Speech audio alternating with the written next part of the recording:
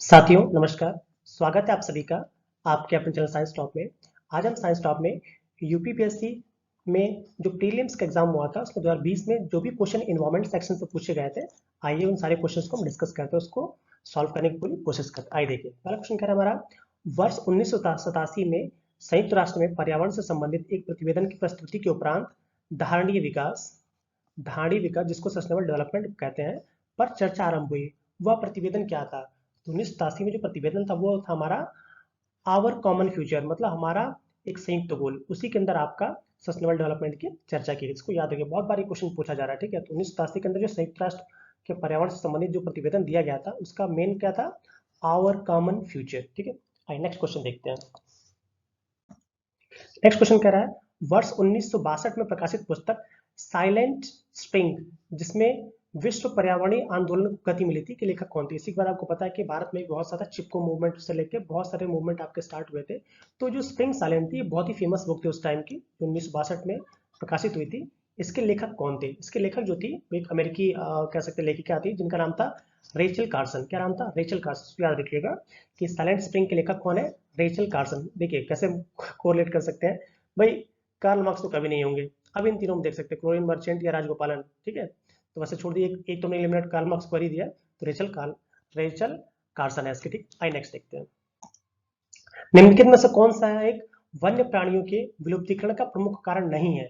याद रखिएगा, विलुप्तीकरण का प्रमुख कारण नहीं है पूछा जा रहा है। पहला कह रहा है प्राकृतिक आवास का नष्ट होना।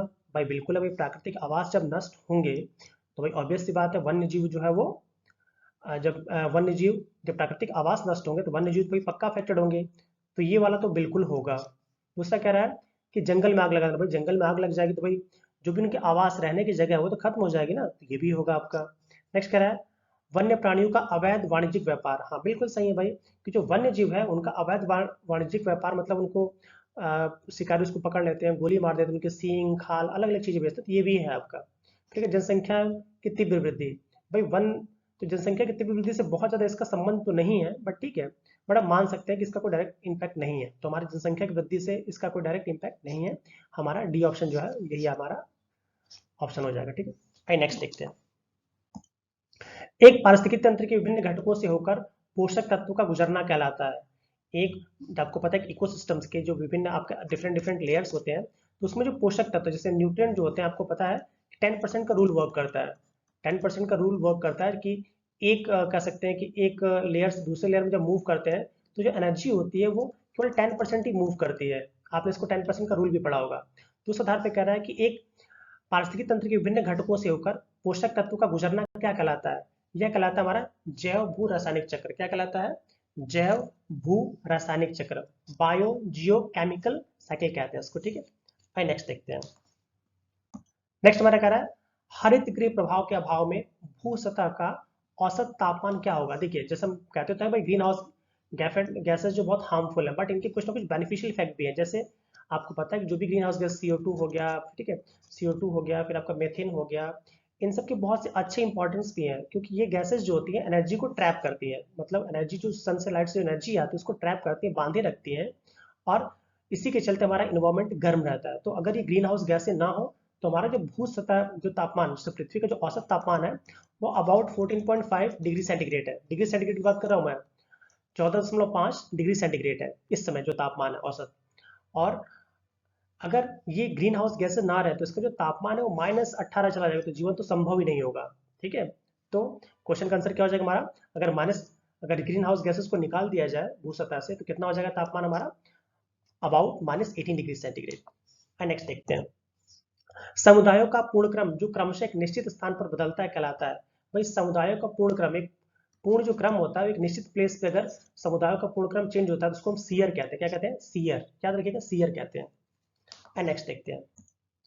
पोषकीय सस्टेनेबल पर्यटन का मुख्य उद्देश्य क्या है? देखिए पोषकीय या सस्टेनेबल पर्यटन का मुख्य उद्देश्य क्या है इसको देखते हैं। पहला, पर्यटकों की संख्या में वृद्धि। अच्छा, मुख्य उद्देश्य पूछा, मुख्य उद्देश्य मतलब मेन गोल क्या है? पर्यटकों की संख्या में वृद्धि। भाई ऑब्वियस सी बात है, हम पर्यटन करेंगे तो संख्या वृद्धि तो में चाहिए ही चाहिए। बड़े पैमाने पर पर्यटन, बड़े पैमाने पर पर्यटन और लघु पैमाने पर यात्राओं का प्रबंध करना, ये भी हो सकता है।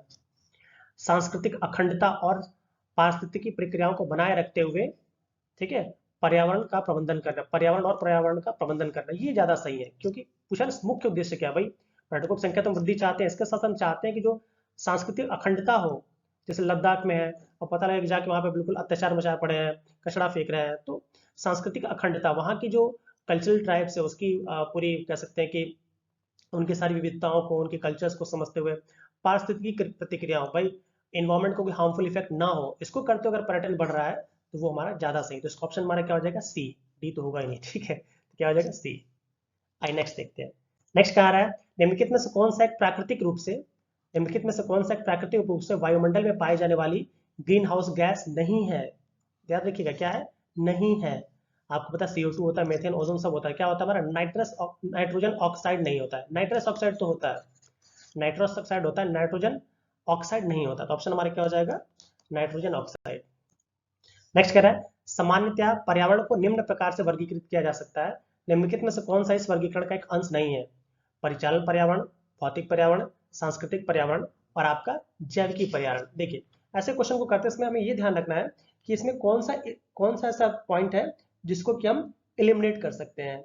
और एलिमिनेट करने के लिए अब देखिए भौतिक पर्यावरण बिल्कुल होता है, सांस्कृतिक पर्यावरण भी होता है और जैव तो होगा, तो बचा हमारे क्या, परिचालन। क्योंकि भाई हमें परिचालन से कोई मतलब ही नहीं है ना, ये वर्ड जो है इंडिकेट ही नहीं कर रहा है कि भाई परिचालन का मतलब क्या है आपका, ठीक है।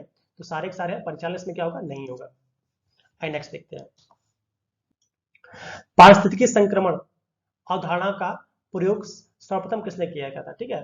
मतलब कह सकते हैं इकोलॉजिकल इकोटोन कह सकते हैं, संक्रमण कह सकते हैं। जो इसकी अवधारणा थी, ये सबसे पहले एक साइंटिस्ट थे आपका बेनेट। क्या थे, बेनेट। बेनेट ने पारिस्थितिकी संक्रमण अवधारणा का सर्वप्रथम प्रयोग किया था। किसने किया था, बेनेट ने, याद रखिएगा बेनेट। चलिए नेक्स्ट देखते हैं कि राष्ट्रीय चंबल अभ्यारण्य निम्नलिखित में किस राज्य का हिस्सा नहीं है। नहीं है बोला जा रहा, नहीं है, ठीक है। तो आपको पता है भाई चंबल नदी कहाँ से बनती है, तो यूपी, तो भाई यूपी का पेपर आप समझ ही गए होंगे, और राजस्थान से भी निकलती है। हरियाणा हमारा नहीं, क्योंकि हरियाणा देखिए बिल्कुल ऊपर है और तीनों राज्य आपस में क्या हुआ, चिपके हुआ, तो यह दिख जाएगा आपको। नेक्स्ट क्वेश्चन कह रहा है हमारा, हाँ, सूची 1 को सूची 2 से सम्मिलित कीजिए तथा सूचियों को नीचे दिए गए कूट से सही उत्तर में चेस करना है। आइए देखिए, एक तरफ हमारे राष्ट्रीय उद्यान है और दूसरी तरफ हमारे राज्य है। एक तरफ राष्ट्रीय उद्यान, दूसरी तरफ राज्य और नीचे कूट है। देखिए ऐसे क्वेश्चन में पहले कोशिश करिए कि एक आपको कम से कम ऑप्शन एग्जैक्ट पता हो, और अगर एक भी नहीं पता तो ऐसे क्वेश्चन को स्किप कर देना चाहिए। बट आइए कोशिश करते हैं। अब जैसे मुझे पर्सनली पता है कि जो इंद्रावती है वो आपका छत्तीसगढ़ में है। इंद्रावती कहाँ है आपका, छत्तीसगढ़ में है। और जो मिल्लम है वो हमारा कहाँ है, गोवा में। आइए पहले एक ऑप्शन देखते हैं। इंद्रावती छत्तीसगढ़ में, मतलब ए का 4, ए का 4 कहाँ है, ए का 4 तरीके तीनों में ही 4 है आपके, तो ये एक ऑप्शन हमारा एलिमिनेट हो गया, ठीक है। अब मिल्लम, मिल्लम जो है वो गोवा में है।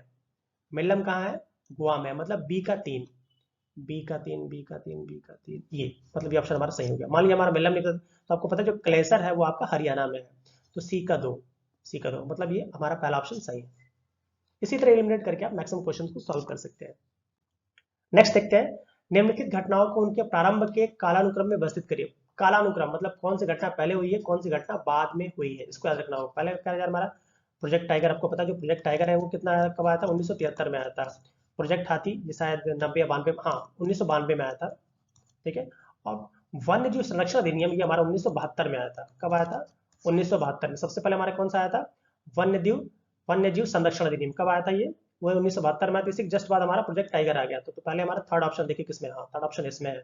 और थर्ड के बाद हाँ जो जैव विविधता अधिनियम है ये आपका 2002 में आया है। विविधता बायोडाइवर्सिटी कह रहा है, तो जैव विविधता अधिनियम कब आया, 2002 में आया। तो ये सबसे लास्ट में जाएगा चौथा, तो चौथा सबसे लास्ट में है और तीसरा सबसे पहले है, तो ये ऑप्शन हो सकता है। अब देखिए 72 के बाद 73 का प्रोजेक्ट टाइगर ए, इसका ऑप्शन क्या हो जाएगा हमारा, सी सही हो जाएगा। आइए नेक्स्ट देखते हैं। निम्नलिखित घटनाओं को उनके प्रारंभ के कालानुक्रम में व्यवस्थित कीजिए तथा नीचे दिए गए कूट को सही उत्तर मिलान करिए। देखिए सही मिलान करना है, कालानुक्रम में करना है। अब देखिए इसको कालानुक्रम में करने का थोड़ा सा ध्यान देते हैं पहले। आइए देखिए जैसे मान लीजिए इस क्वेश्चन को हम कर रहे हैं, तो पहले अब आपको पता है कि इसमें से हम कैसे एलिमिनेट कर सकते हैं। देखिए अब आपको पता है कि सबसे पहले जो the limit to growth report आई थी, ठीक है, जो the limit to growth report आई थी, इसने सबसे पहले आके इन्वायरमेंट के सेक्शन में बिल्कुल तहलका मचा दिया था। तो आपको ये तो पता होगा कि सबसे पहले यही रिपोर्ट आएगी हमारी, चौथा। चौथा ऑप्शन हमारा किसमें सबसे पहले है, ये वाला है। मान लीजिए आपको नहीं पता, फिर देख लीजिए। अब आपको पता है जो रियो पृथ्वी शिखर सम्मेलन है, जो आपको पता है कि बहुत फेमस है, कब आया था, 1992 में आया था। इसमें बहुत सारे आपके प्रिंसिपल्स लिए गए थे और बहुत सारे आप हमने इसको अपनाया भी था, ठीक है। तो अब इसके बाद देखिए 4 के बाद 1, 4 के बाद 1 किसमें है, हाँ ठीक है, जो 4 के बाद हम 1 की बात कर रहे हैं, तो जो 4 के बाद 1 की बात कर रहे हैं, रियो ब्रकलैंड रिपोर्ट जी। तो देखिए ये जो हम बात कर रहे थे, जो ब्रकलैंड आयोग की जो रिपोर्ट थी, ये आपकी आई थी अबाउट 1987 में। और जो मॉन्ट्रियल प्रोटोकॉल था, ये आपका इसका प्रवर्तन किया, देखिए प्रवर्तन पूछा है कब इसको फॉलो किया गया, तो ये आपका 1989 में, याद रखिएगा सब 1989, तो इसके अकॉर्डिंग मूव कर लीजिए आप। तो पहले आपका फोर्थ हो जाएगा, ठीक है, और फोर्थ के बाद सेकंड, ये क्योंकि 87 में हुआ है, तो ब्रकलैंड आवर्ड हो जाएगा। फिर थर्ड पे हमारे क्या हो जाएगा, मॉन्ट्रियल का, हाँ, तो ये बी ऑप्शन हमारा सही हो जाएगा। आइए नेक्स्ट देखते हैं। देखिए इसमें आपको ईयर को पता होना चाहिए, कम से कम रियो का तो आपको पता होना चाहिए, रियो को 1992 में हुआ था। मॉन्ट्रियल प्रोटोकॉल का प्रवर्तन पूछता, प्रवर्तन कब इसको लागू किया गया, तो ये आपका 1989 है। और the limit to the growth report, ये 1972 में प्रकाशित हो गए थे, तो इसको आप याद रखेंगे, ठीक। आइए नेक्स्ट देखते हैं। निम्नलिखित में से कौन सा वैश्विक तापमान या ताप वृद्धि का, ठीक है, ताप वृद्धि का प्रभाव है? समुद्र तल का बढ़ना, ठीक है, इसको देखिए। देखिए समुद्र तल का बढ़ना, हाँ भाई, ताप बढ़ेगा तो ग्लेशियर्स पिघलेंगे, तो भाई समुद्र तल तो बढ़ेगा ही। हिम नदी का पिघलना, बिल्कुल भाई, जब ताप बढ़ेगा तो जो आपको पता है, जो बर्फ जो पहाड़ों पर जमी रहती है पिघलेगी, तो हिम नदी भी पिघलेगी, ये भी सही है। बीमारियों का फैलना, भाई जब पानी बहुत ज्यादा फैलेगा तो बाढ़ आएगी, बाढ़ आएगी बीमारी आएगी, ये भी ऑप्शन सही हो जाएगा। प्रवाल भित्ति का व्यंजन, हाँ बिल्कुल, जो आपके प्रवाल भित्ति हैं, आपको पता है कि समुद्र के किनारे रहते हैं, ये आपके कोस्टल एरियाज वगैरह में ज्यादा होते हैं, तो वहां पे जैसे हमारे जो टापू वगैरह हैं, ठीक है, तो इसमें जो प्रवाल भित्तियां हैं, अब इसमें होगा ये कि भाई जब पानी में डूबना स्टार्ट कर देंगी, तो इनका भी तो व्यंजन, इनका डिस्कलराइज हो जाएंगे, तो ये भी हमारा सही है। तो बच्चा हमारा क्या, चारों सही, चारों सही, चारों सही, मतलब ये ऑप्शन हमारा डी सही हो जाएगा। आइए अब नेक्स्ट देखते हैं।